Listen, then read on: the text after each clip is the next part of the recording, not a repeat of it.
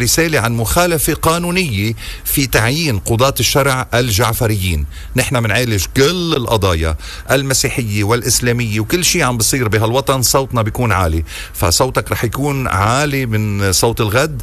الشيخ محمد علي الحاج العاملي. صباح الخير أستاذ جوني، لك ولجميع مستمعيك سواء بلبنان أو بالخارج.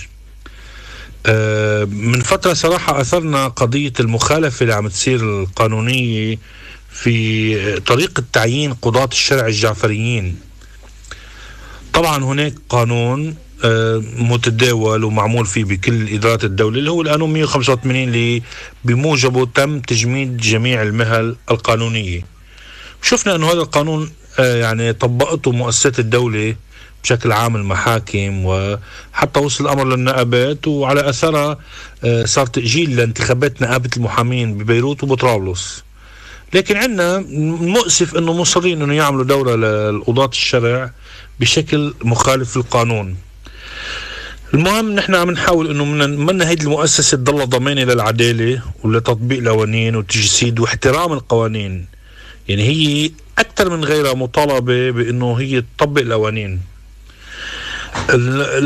هيدا أمر أول. أمر تاني بحب أحكي عنه أنه هو بشكل عام كل المحاكم سواء كانت مدنية أو دينية ومذهبية يفترض إضاءة ضوء عليها. نتيجة شو؟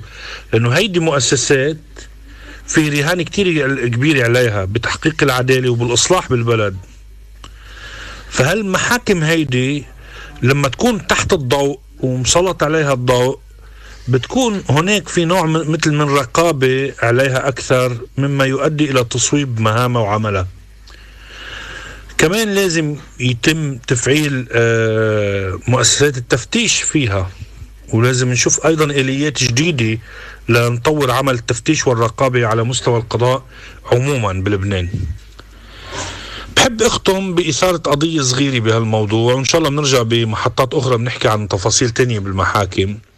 هو موضوع صندوق تعاضد القضاة الشرع، لأنه صار من فترة من عدة سنوات أحد القضاة العلماء الأجلاء القاضي الشيخ علي ضية كان عم يحكي عن شيء بيتعلق بصندوق التعاضد. هدر كتير كبير عم ينحكى بصندوق تعاضد القضاة.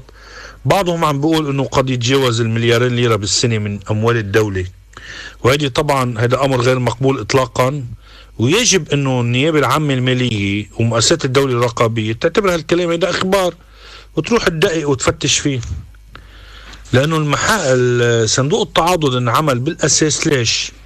ليكون يعني ليغطي عمليا الطبابة والتعليم للقضاة وأسرهم، بس مش لينقبض منه معاشات ورواتب وليتم توزيع، يعني بديش أقول مكافآت، إنه توزيع الأموال على عموم القضاة.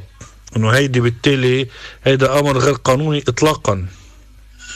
على كل بتمنى إنه هيدي القضية تصير بمتناول الرأي العام اللبناني ومؤسسات الدولة إنه ما تتجاهلها، وما يلزمونا إنه نروح لمؤسسات للمقاضاة أو شيء. هذا الموضوع الهدر بده يتوقف على مستوى كل مؤسسات الدولة. مش مسموح ليرة يتم فيها الهدر لدى أي طائفة كان، أو لدى أي مؤسسة، أو عند أي مرجعية، أو على مستوى أي محكمة أيضا.